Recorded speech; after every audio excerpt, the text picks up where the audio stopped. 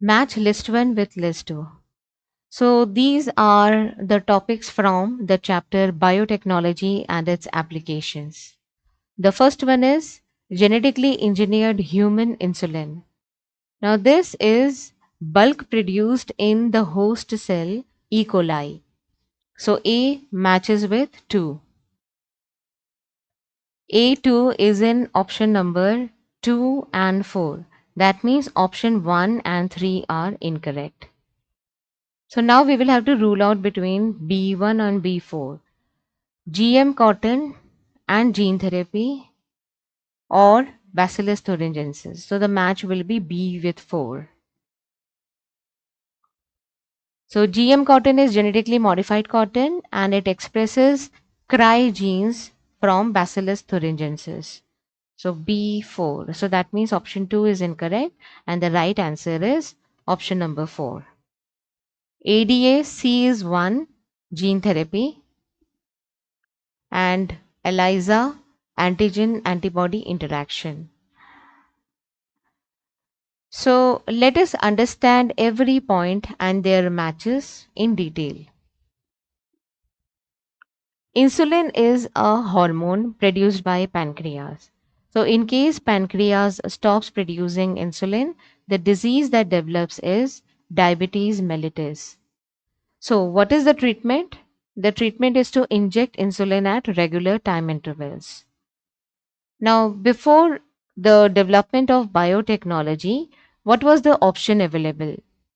The option was to isolate insulin from animals like cattle and pigs. Now, what was the disadvantage in this case? The yield was low. We all know hormones are produced at very low levels. They are super effective molecules. So the body produces low levels of hormone. So you would always have low yield from animals. Plus, there was always a risk of contaminating antigens, the proteins or any other biomolecule from animals because it would trigger immune reaction in the patient. So considering these risks, next option is to isolate the DNA coding for A and B chain of insulin and express in E. coli. Now, what does this mean? See, insulin is a protein hormone. So, it has two chains, A and another chain B. Let me mark it with another color. So, chain B. Now, these are polypeptide. What are polypeptides? They are polymers of amino acid. Now we know that each amino acid is coded by a triplet of bases. So in DNA, codon, which is 3 bases, code for one amino acid. So in this way, we can isolate the DNA coding for the polypeptide and two different DNA chains coding for A and B. They were isolated and they were separately cloned in the cell E. coli bacterium. Now, bacteria we can easily grow in culture medium and we can do bulk production. And the life cycle of E. coli is short. So that means we can produce abundant amount of A and B chains. So once they are produced, bulk produced, then they are isolated, purified, and the two chains are linked together by disulfide bond.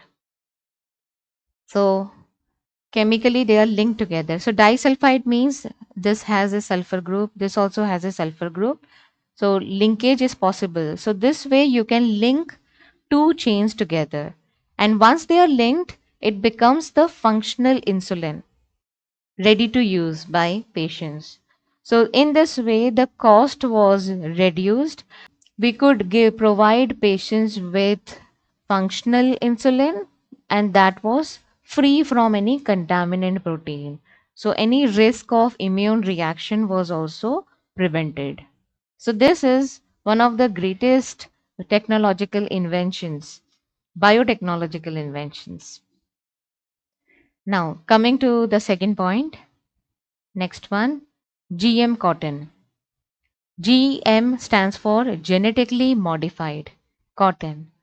So in case of GM cotton, these plants are transformed by introducing genes for which were coding for the toxin Bt toxin, and their genes were Cry1AC and Cry2AB.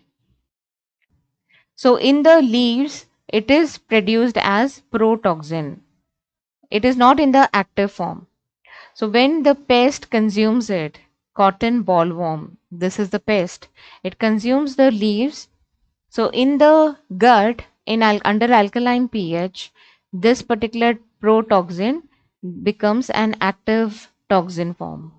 And this toxin then binds to the intestinal cells of the pest, and which eventually causes the cells to swell up, and therefore the cell dies and pest dies.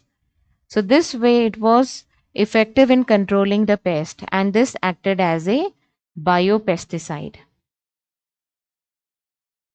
Biopesticide. So this way GM cotton was resistant to pests. Now the third option, ADA deficiency. ADA stands for adenine deaminase. It causes KID, severe combined immunodeficiency. Why? Because adenine accumulates in lymphocytes and that causes death of these cells. And therefore, since lymphocyte play an important role in the immune response, it leads to immune deficiency. So what is done in this gene therapy is this gene is introduced into cell via retroviral vector. So when the virus multiplies, this virus is free of disease causing genes. So only it acts as a vehicle and provides the gene.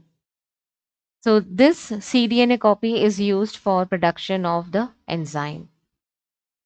This therapy was first given in 1990 to 4-year-old girl, and this treatment is still not permanent because for permanent treatment you would require to transfer the genes in cells that are in embryonic stages. So while the fetus is growing, if you can provide the gene, that would be a permanent solution. But still, we have a solution, although it is temporary, but it is good for the survival of patients who do not have this enzyme in functional form. So the last one is ELISA. The full form of ELISA is enzyme linked immunosorbent assay. This is antigen antibody based interaction. So once the complex is formed, the complex is detected using a detection antibody which is linked to an enzyme. So see, this is the antigen, the antibody detects it. So sometimes in case of direct ELISA, this detection antibody will be conjugated to an enzyme. Or in other cases, in indirect or in sandwich ELISA, you will have, this is the first antibody, and then a detector antibody is conjugated to an enzyme. So in either cases, the detection, the final assay depends on the ability of the enzyme to produce a colored product.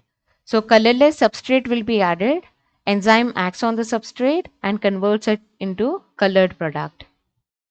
The intensity of the colored product will be proportional to antigen antibody complex. So in case of, see, this term assay means measuring. So you measure the antigen antibody interaction indirectly by measuring the intensity of the colored product. So this way you can quantitate how much antigen is there in the sample. So this is for detection process for diagnosis, ELISA. So that's all about all these 4 points asked in this question. I hope this video was helpful to you, and thank you so much for watching my video.